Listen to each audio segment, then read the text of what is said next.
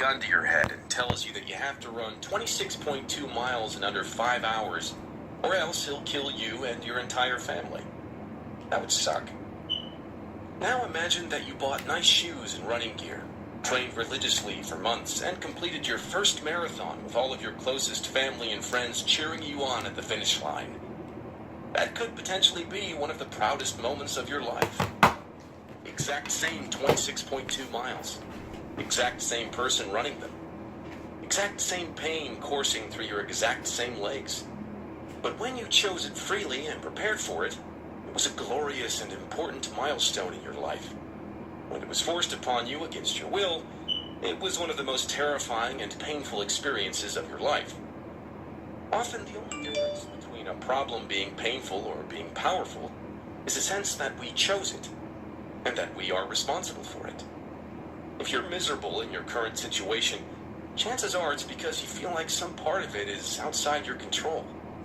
That there's a problem you have no ability to solve, a problem that was somehow thrust upon you without your choosing. When we feel that we're choosing our problems, we feel empowered. When we feel that our problems are being forced upon us against our will, we feel victimized and miserable. The choice. William James had problems, really bad problems. Although born into a wealthy and prominent family, from birth James suffered life-threatening health issues. An eye problem that left him temporarily blinded as a child, a terrible stomach condition that caused excessive vomiting and forced him to adopt an obscure and highly sensitive diet, trouble with his hearing, back spasms so bad that for days at a time he often couldn't sit or stand upright. Due to his health problems, James spent most of his time at home. He didn't have many friends, and he wasn't particularly good at school. Instead, he passed the days painting. That was the only thing he liked, and the only thing he felt particularly good at. Unfortunately, nobody else thought he was good at it. When he grew to adulthood, nobody bought his work. And as the years dragged on, his father, a wealthy businessman, began ridiculing him for his laziness and his lack of talent. Meanwhile, his younger brother, Henry James, went on to become a world-renowned novelist. His sister, Alice James, made a good living as a writer as well. William was the family oddball, the black sheep. In a desperate attempt to salvage the young man's future, James's father used his business connections to get him admitted into Harvard Medical School. It was his last chance, his father told him. If he screwed this up, there was no hope for him. But James never felt at home or at peace at Harvard. Medicine never appealed to him. He spent the whole time feeling like a fake and a fraud. After all, if he couldn't overcome his own problems, how could he ever hope to have the energy to help others with theirs? After touring a psychiatric facility one day, James mused in his diary that he felt he had more in common with the patients than with the doctors. A few years went by, and again, to his father's disapproval, James dropped out of medical school.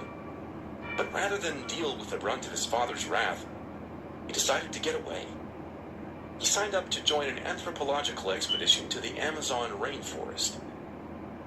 That was in the 1860s, so transcontinental travel was difficult and dangerous.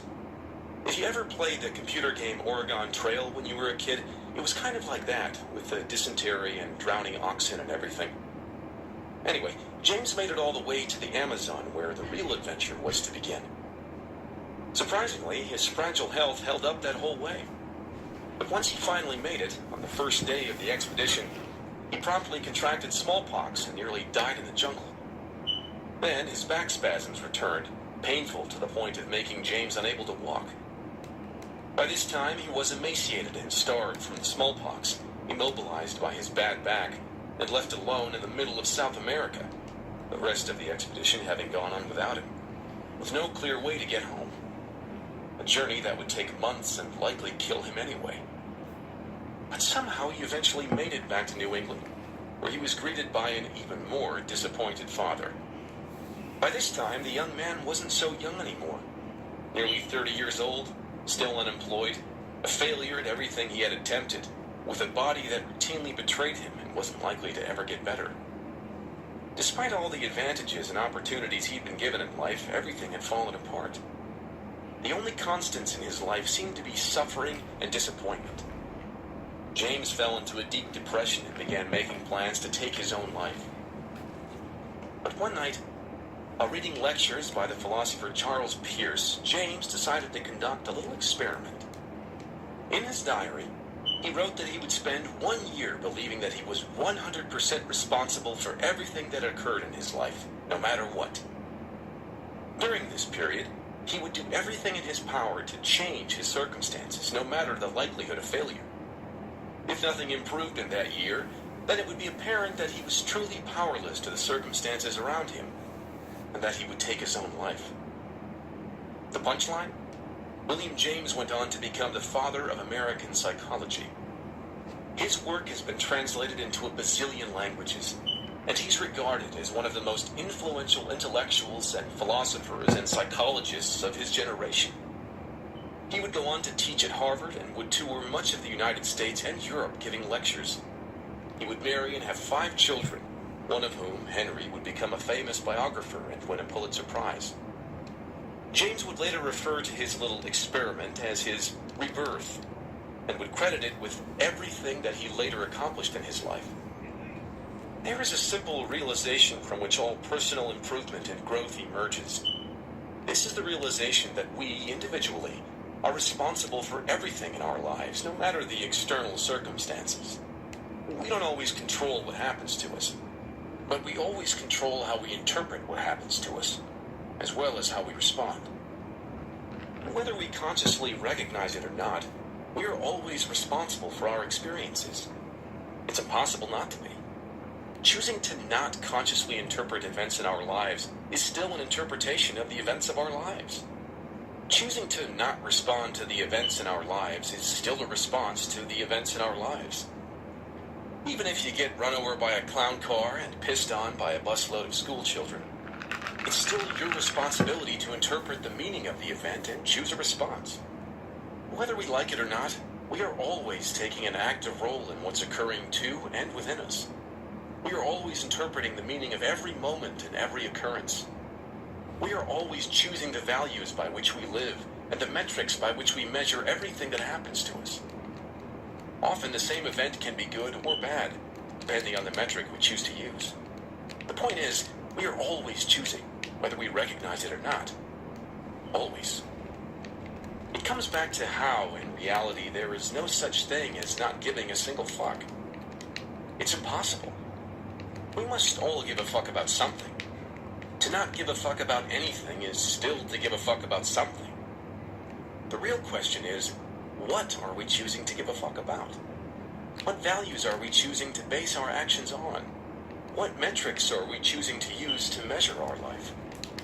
And are those good choices, good values, and good metrics? The responsibility/fault fallacy. Years ago, when I was much younger and stupider, I wrote a blog post, and at the end of it I said something like, "And as a great philosopher once said, with great power comes great responsibility." It sounded nice and authoritative. I couldn't remember who had said it, and my Google search had turned up nothing, but I stuck it in there anyway. It fit the post nicely. About 10 minutes later, the first comment came in. "I think the great philosopher you're referring to is Uncle Ben from the movie Spider-Man." As another great philosopher once said, "Dope!